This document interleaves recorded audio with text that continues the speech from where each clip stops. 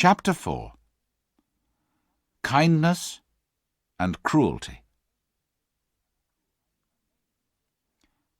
A neighbour of the Gordons, Mr. Bloomfield, had a large family of boys and girls, who often came to play with Miss Jessie and Miss Flora.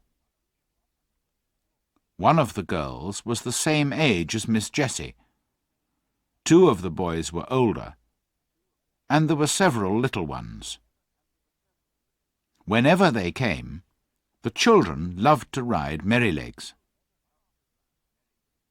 One afternoon, when they were visiting, James brought Merrylegs in and said, "Now behave yourself." "What did you do, Merrylegs?" I asked him. "Those young people didn't seem to know when I was tired," he said. "So I just threw them off backwards. It was the only thing they could understand." "You threw the children off?" I said. "Oh, no. Did you throw Miss Flora or Miss Jessie?" "No, of course not. I'm quiet and careful with them, and with the little ones. I'm the best friend and riding teacher those children have. It's not them, it's the boys," he said. "The other children rode me for nearly 2 hours. Then the boys rode me, one after the other, for an hour, hitting me with a stick. I didn't get annoyed, but I did get tired, so I stopped once or twice to let them know. But boys think a horse is like a machine, and can go on as long and as fast as they want it to. They never think that we get tired. As one was whipping me, I stood up on my back legs, and he fell off. He got on again, and I did the same. Then the other boy tried, and I put him down on the grass. They're not bad boys, and don't mean to be cruel, but they have to learn." When they told James, he was angry to see those big sticks, and told the boys not to use them again. "I would give those boys a good kick," said Ginger. "I know you would," said Merrylegs. "But they expect me to look after those children, and they expect me to be good-tempered, and I will be.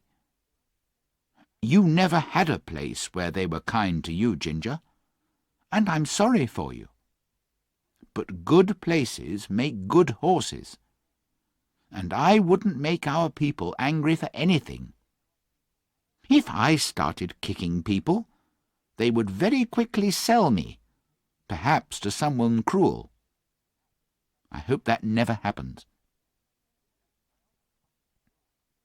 I often wondered why Sir Oliver, the oldest horse in the stable, had so short a tail, only about 20 centimetres long.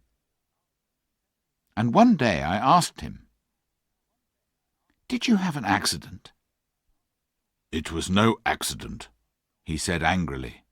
"My long and beautiful tail was cut off when I was a young horse. At that time, some owners thought it was fashionable." "How terrible," I said. "Yes, terrible and cruel," said Sir Oliver. "Now I can never brush the flies off my sides or back legs, and all because of fashion. Some owners cut off the tails of their dogs to make them look brave, or cut their pretty little ears to make them look fashionable. They don't cut off the ends of their children's ears, do they? Why do they think it's all right to do these things to their animals?" Mr. Gordon was never cruel, and he would not stand by and watch others be cruel to animals. We were riding home one morning when we saw a big man driving towards us in a small carriage, pulled by a beautiful little pony. As he got to the park gates, the pony turned towards them. Without warning, the man pulled the pony's head round so roughly that the little animal almost fell over. Then he began to whip the pony angrily. The animal tried to move forward, but the man held it back and continued to whip it. "Sawyer!"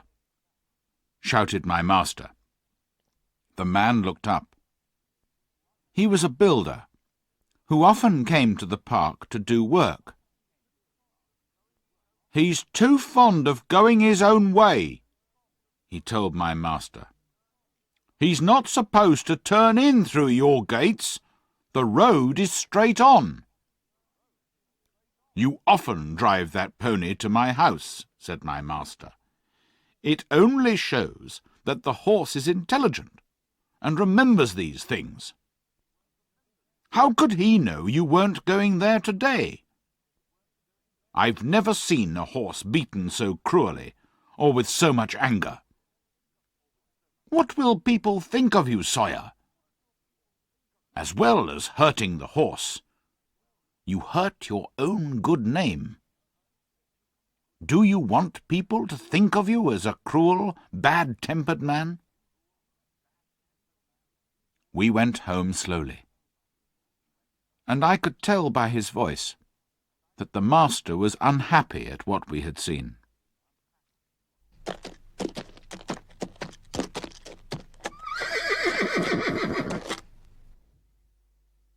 Chapter 5. The Storm. One day in the autumn, my master had to go to a distant town on business.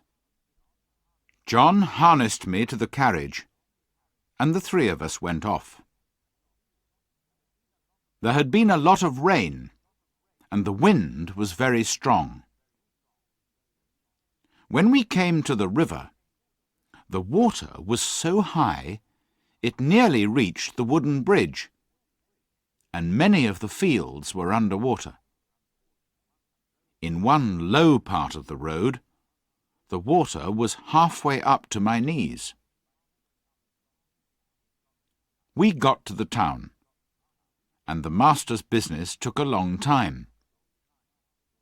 It was late in the afternoon when we started back for home. The wind was much stronger, and as we drove through a wood, I heard my master say, "I've never been out in a storm as bad as this, John." Indeed, I thought so too, hearing the terrible noise of that wild wind in the trees. "I wish we were out of this wood," said my master. "Yes, sir," agreed John. "We don't want one of those branches coming down on top of us." But just as he finished speaking, there was a great noise of wood breaking, and a big tree came crashing down through the other smaller trees and fell across the road right in front of us. I was very frightened, and I stopped immediately. But I didn't turn round or try to run away. John jumped out and quickly ran to my side. "What can we do now, John?" said my master. "We can't drive over the tree or get round it, sir," said John. "We'll have to go back to the crossroads and take the longer road round to the wooden bridge. It will make us late, but the horse isn't tired." It was nearly dark when we got to the wooden bridge. We could see water over the middle of it, but this often happened when the river was high. But the moment my feet touched the first part of the bridge, I was sure something was wrong, and I stopped suddenly. "Go on, Beauty," said my master, and he touched me with the whip. I did not move, so he hit me sharply, but I would not go forward. "There's something wrong," said John, and he jumped from the carriage and began to look round. He tried to lead me forward. "Come on, Beauty! What's the matter?" Of course, I could not tell him, but I knew the bridge was not safe. Just then, a man ran out of the house on the other side of the bridge. "Stop! Stop!" he cried. "What's the matter?" shouted my master. "The bridge is broken in the middle," said the man, "and part of it was carried away. If you come across, you'll fall in the river." "Thank you, Beauty," John said to me, and turned me gently round to the right-hand road by the riverside. It got darker, and the wind got quieter as I trotted towards home by another, much longer road. The two men were quiet for some time, but then my master spoke. "We were very close to drowning in that river, John," he said. "Men may be clever enough to think of things for themselves, but animals know things without thinking, and that's often saved a man's life, as it has ours tonight. People don't realize how wonderful their animals are, nor do they make friends with them as they should." When we arrived back at Birtwick Park, the mistress ran out to meet us. "I've been so worried," she said. "Are you all right? Did you have an accident?" "We nearly did," said my master. "But Black Beauty was cleverer than we were, and saved us all from drowning." One morning, early in December, the master came to the stable with a letter in his hand, looking very serious. "Good morning, John," he said. "Tell me, does James work hard and do what you tell him to do?" "Yes, sir, always," replied John. "And he doesn't stop work when your back is turned?" "Never, sir." "And if he goes out with the horses, does he stop to talk to friends, or go into houses where he has no business, leaving the horses outside?" said the master. "No, sir," said John. "And if anybody has said that about James, I don't believe it. I never had a pleasanter, more honest young man in this stable." The master smiled, and looked across at James, who was standing by the door. "James, I'm glad John's opinion of you agrees with my own," he said. "I've had a letter from my wife's brother, Sir Clifford Williams.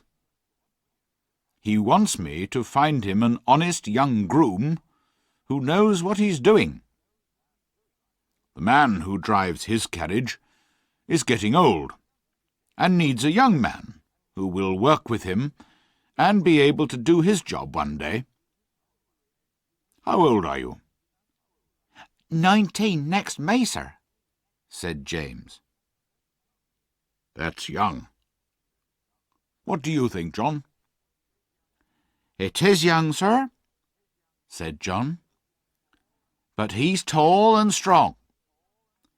He doesn't have much experience of driving, but he has a light touch and a quick eye." "Well, James," said the master, "talk to your mother at dinner-time, and let me know what you want to do." A few days later, it was agreed that James would go to Clifford Hall in a month or 6 weeks, and for the next few weeks he drove the carriage.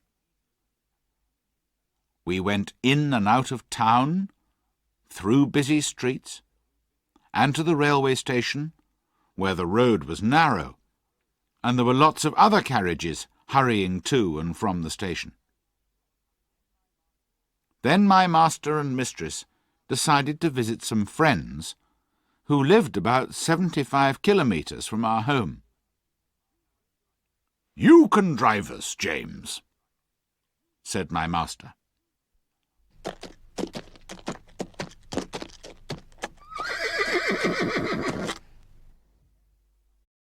Chapter 6. The Fire. The first day we travelled about 50 kilometres, but James drove carefully and made sure that Ginger and I were always on the smoothest part of the road. It was evening when we reached the hotel where we were going to stay that night. It was in the marketplace, and 2 stablemen came out to us. The chief stableman was a pleasant old man, and he led me into a long stable with 6 or 8 stalls in it, and 2 or 3 horses. The younger man brought in Ginger, and James watched while we were groomed. "I thought I was quick," James told the old stableman, "but you're quicker than anyone." "I've worked with horses since I was 12 years old, and I can tell you it's good to be able to work with a well-behaved, well-cared-for animal like this," said the stableman, patting my neck. "Who is your master?" "Mr. Gordon of Birtwick Park," said James. "I've heard of him," said the stableman. "He's a good judge of horses, and the best rider in this part of the country." "He doesn't ride very often now," said James. "Not since the poor young master was killed." "I read about that in the newspaper," said the stableman. "A fine horse was killed too, wasn't it?" "Yes, an excellent horse," said James. "He was the brother of this one, and just like him." "Terrible," said the old man. "It was a bad place to jump, wasn't it? A man's life and a horse's life are worth more than a hair, or they should be." Later that evening, the younger stableman brought in another horse, and a young man with a pipe in his mouth came into the stable to talk to him. "Towler, go up and get some hay, and put it down for this horse, will you?" said the stableman. "But put down your pipe first." "All right," said the other man, and went up a ladder and through a little door. I heard him step across the floor over my head and push down some hay through a hole in the roof into the new horse's feeding place. James came in to look at us before he went to bed, and then the door was locked. I don't know how long I slept, or what time it was when I woke up, but the air seemed thick, and I heard Ginger and another horse moving about worriedly. It was quite dark, and I could see nothing. The stable was full of smoke, and it was almost impossible to breathe. The smoke seemed to come from the little door above me, and I could hear a strange noise up there. The other horses were now all awake, moving about restlessly. At last, I heard someone outside, and then the younger stableman ran in with a light. He began to untie the horses and tried to lead them out. The first horse would not go with him, nor the second or third.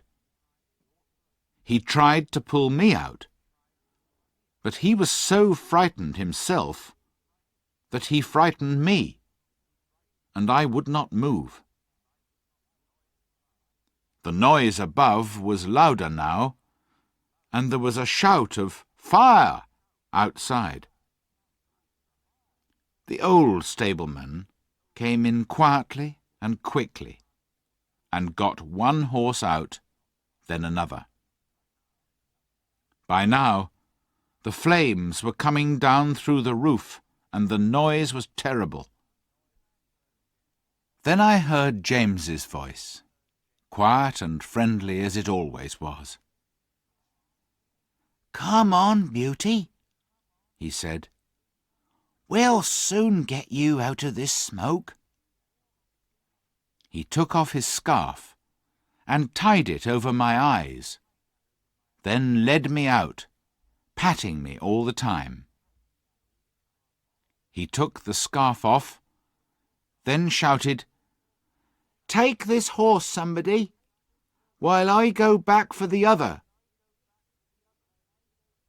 Windows in the hotel were open, and people were shouting.